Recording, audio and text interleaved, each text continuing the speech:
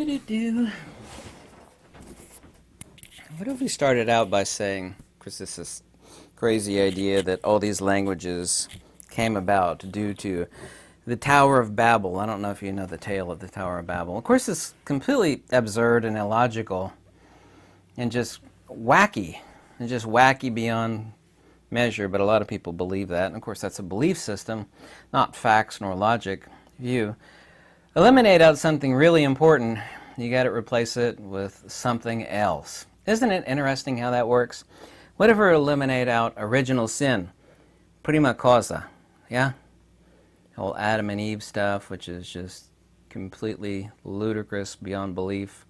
Eliminated out that the absolute were a sentient entity. Yeah, well, if we eliminate that out, we have to replace it with something. Hopefully it would be logical and follow facts and wisdom. And that's been done, of course, by the ancient Greeks, Syrianus, Pythagoras, Plotinus, Numenius, Iamblichus, Proclus, on and on and on.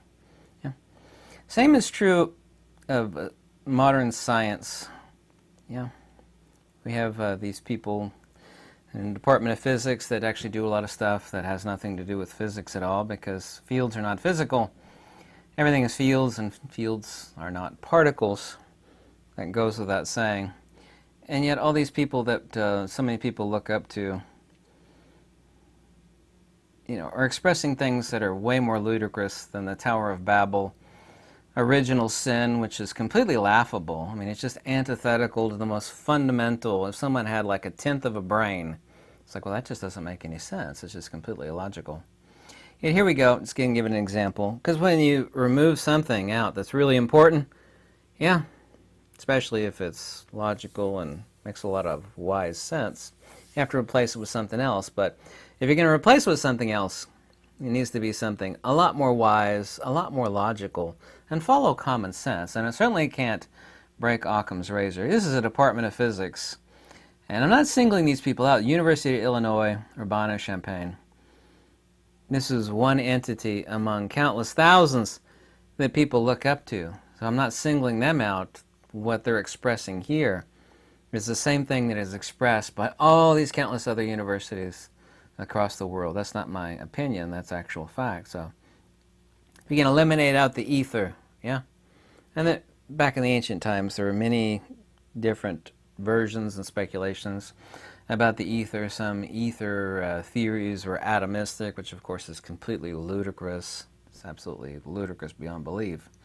You tried to make a Cartesian substantiality of the ether, which of course is very antithetical to the actual definition of the ether, which is non-Cartesian pure potential, the original definition of energy or inertia. All these things that human beings can't see, you can't measure, you can't hold them in your hand, you can't put them underneath a microscope, that actually define the entire world. Everything within the world, too, by the way, has been generated by things that you can't see and which are not objects. They're purely subjective. They're not palpable whatsoever, like fear, hate, love, desire, hope. The things that built the great structures of the world, launched 1 million ships, had human beings do the most dangerous things imaginable. It's like, why go to the top of Mount Everest? There's no reason for it. It's dangerous. Why build these extravagant spaceships to travel here or there? Land on places. Why we spend billions and billions of dollars to do things. There's just no logical reason to do that. Well, because fear, hope, stretch our hands out into the cosmos, as humanity is, of course, manifest destiny, right? Why would Columbus, well, better not talk about Columbus though, right? Why do these various people conquer other nations? What can we say? Greed, of course, is a big reason. Greed, of course, is also, too, not palpable. It is not as objective, not objective whatsoever. People will confess to these radical, ludicrous abstractions from these physicists, but they don't acknowledge the fact that these non-objective things have shaped the entire course of all of humanity. Here's a question.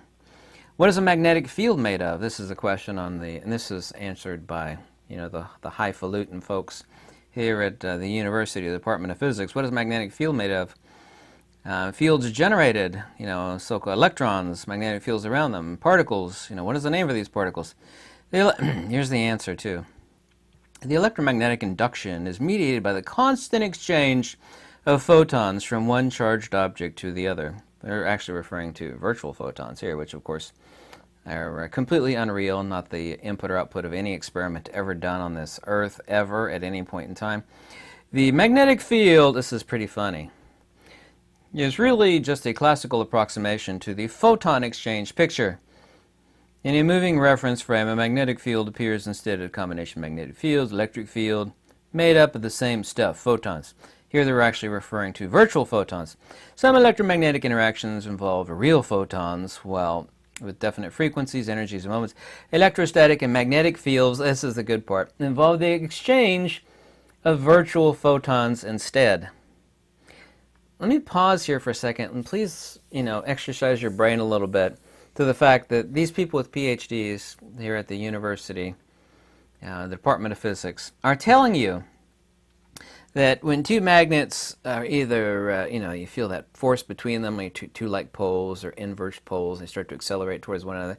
They are literally telling you, not figuratively, literally, that what's going on here is that these magnets are talking to each other with virtual photons. This is palpably no different than saying unicorns or leprechauns. It is absurd, it's ludicrous, it's not the basis of any experiment ever done.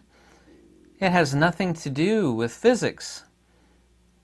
There has never been any experiment for any confirmation, nor would there ever be, these things. When you eliminate out something important, such as the ether, you have to replace it with something else. And these people are mathematicians. They're not actual physicists. Mathematicians only care about what they can count. Look, 1, 2. If it doesn't fit into their equations, it doesn't exist. So what they've done is they've atomized everything.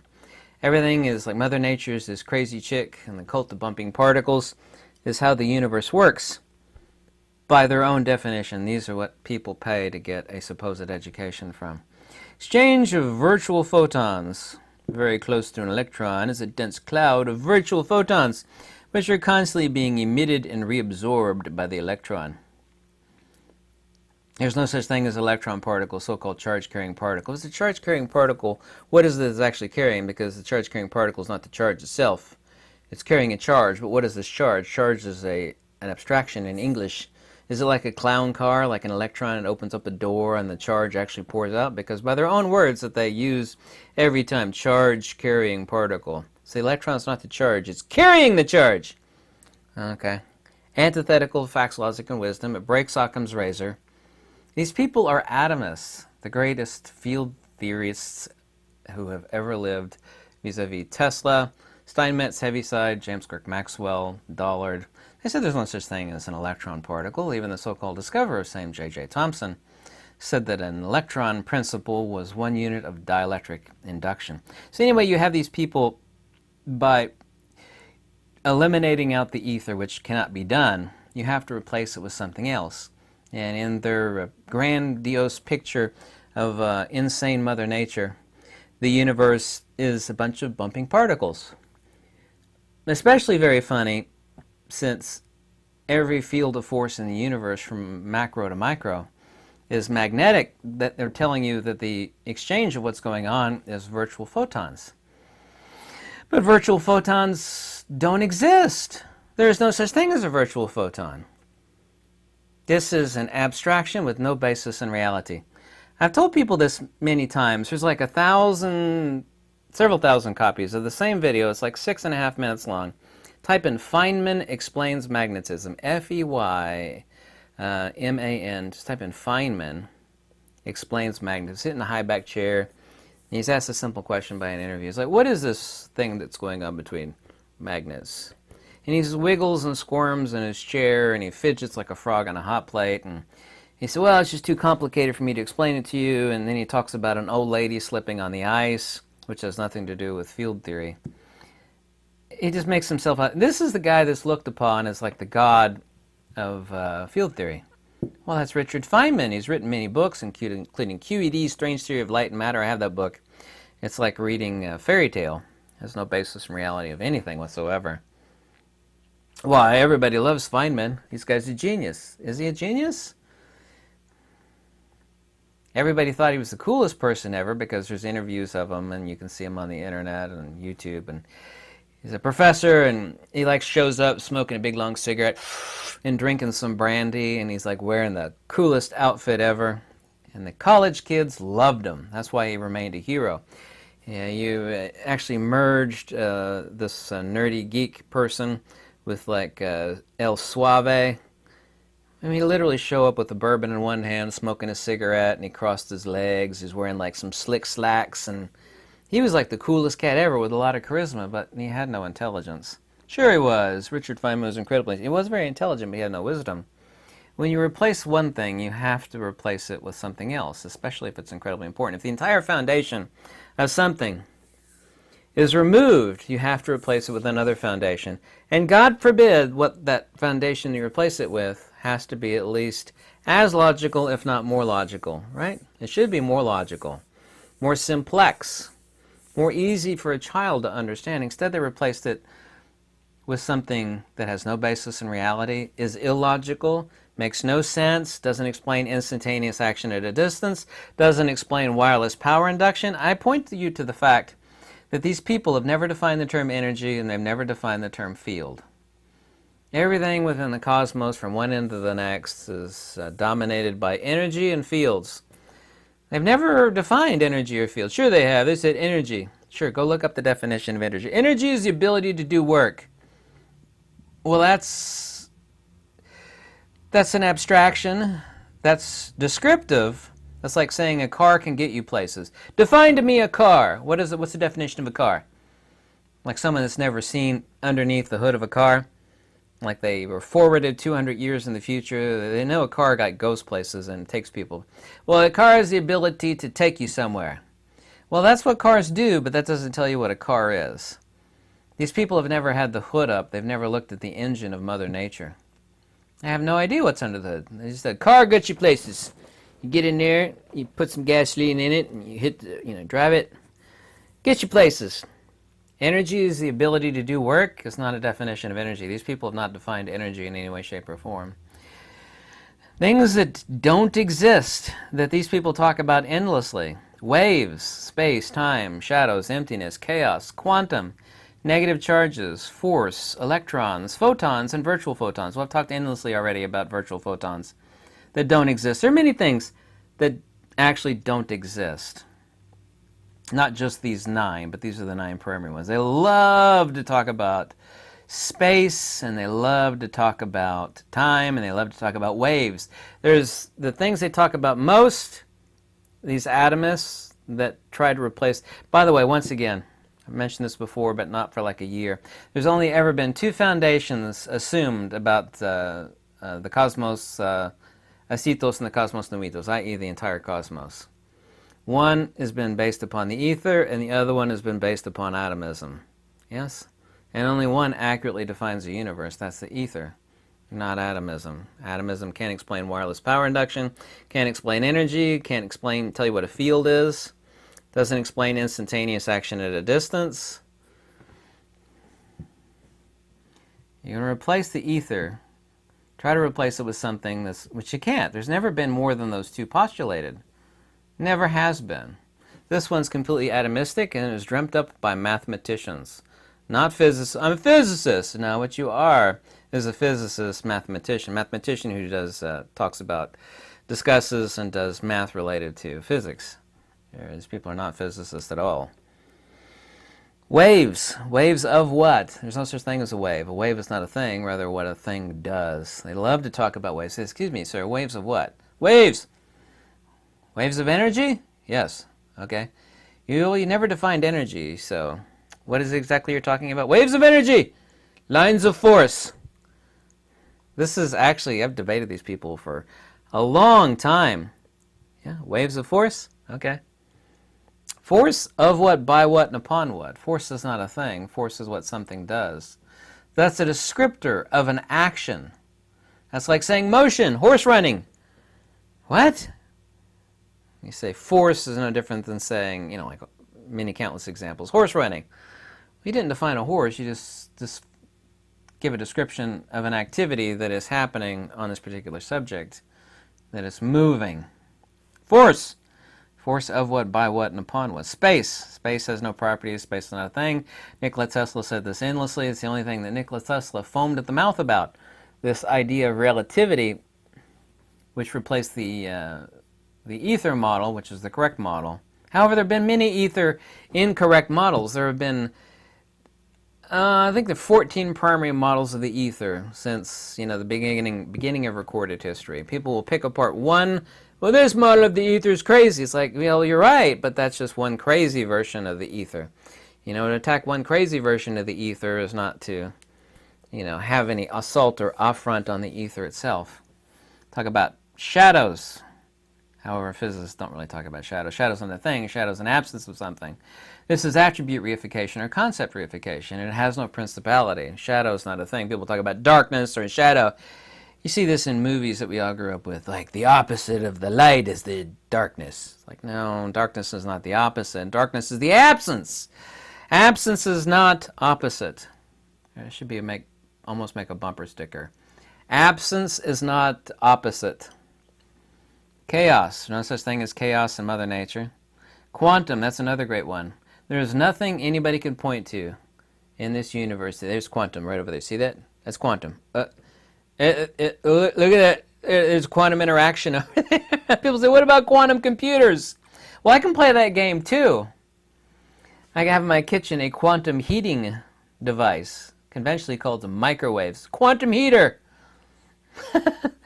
Once again, this is concept reification. You can't deny quantum. Quantum computers are real. Yeah, my quantum heating device in the kitchen is real too, but that doesn't give reification to the term quantum. Negative charge. Actually, Walter Russell deserves credit on this one. Not that I didn't know it, of course, before discovering Walter Russell's works ages ago. There's no such thing as a negative charge. He's refining discharge, i.e. the dissipation of energy. Magnetism would denotatively be, i.e. the extrinsic centrifugal force and motion vector of the loss of energy or inertia, be a negative charge or a dissipation of energy. There's no such thing as a negative charge. That would be discharge. The discharge of the dielectric manifests as the toroidal centrifugal field that human beings call magnetism. It's not a negative charge. There's no such thing as a negative charge. We already discussed force, already discussed electrons, photons. There's another abstraction. If you're a hammer, everything's a nail. If you're an atomist, everything's a particle. Photon particles. There's no such thing as a photon. All of quantum, by their own admission, not mine, is based upon their understanding of the nature of light. This is their own words, not mine. They have no idea what light is. They think it's a wave, a particle. A wave of what? There's no such thing as a wave. A wave, a particle, i.e. a photon, totally untrue. Wave-particle duality, there are no dualities in nature. No such thing as a duality either. I could have added that to this list. There's a whole list of things that don't actually exist, including duality. Wave-particle duality, it's wave-particle duality. There's three other things that they think light is, but they don't understand what light is. Doesn't move, that's the other one. Doesn't move, doesn't have a speed. Light's not an emission. Light doesn't have a speed.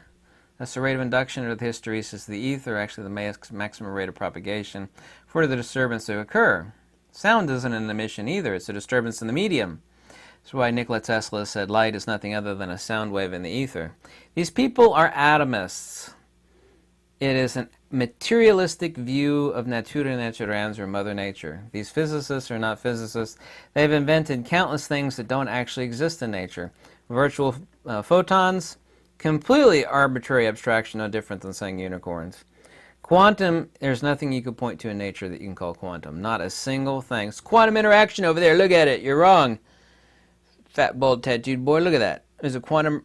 Yeah, right over there. You see it? Yeah. Did you see it? You didn't see it? Well, that's because you weren't looking hard enough. You blinked, you missed it. You see it? There it is again. No, you see, you blinked. You blinked. You could have seen it, but you blinked. It's just that fast. That's why you see. We never see it. Yeah. We know it's there. This is actually what these people do. We never see it. I've never seen one either. But because we don't see it, we know it's happening, and that's why it's quantum. We know it's happening because the math says it's happening. We've never observed it. We've never experimented with it because we never see it, but we know what's going on. That's why it's quantum!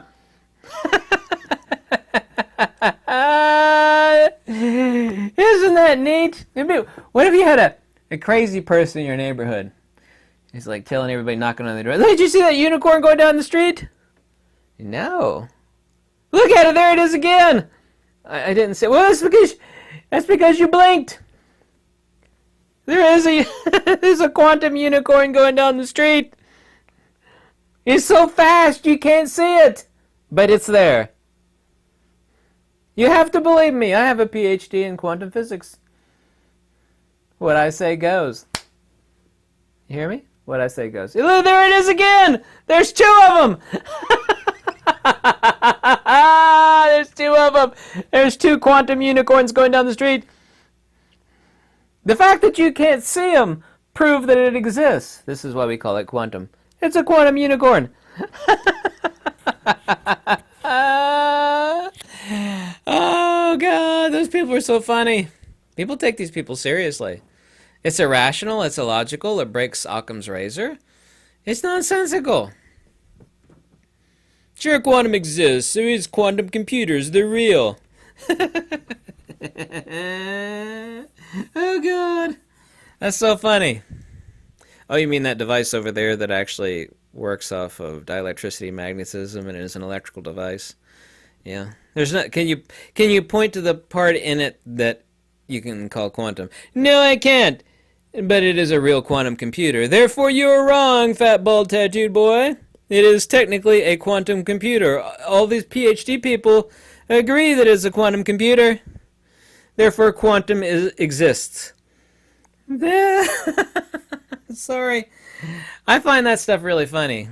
The fall for that stuff, you have to have an unsharp mind. You have to have like a mind that is like as sharp as Jello.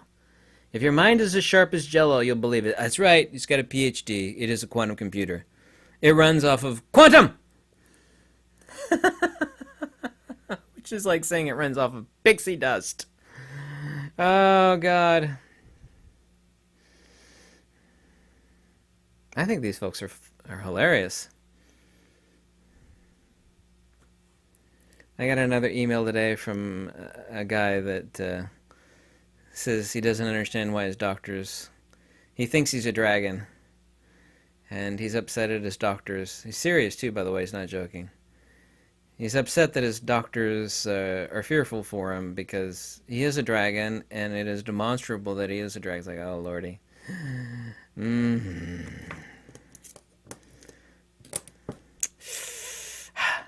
Have a lovely day. Goodbye. It's a dragon. Oh, I'm sorry. Oh, man. I don't get too many emails like that, but that was a good one.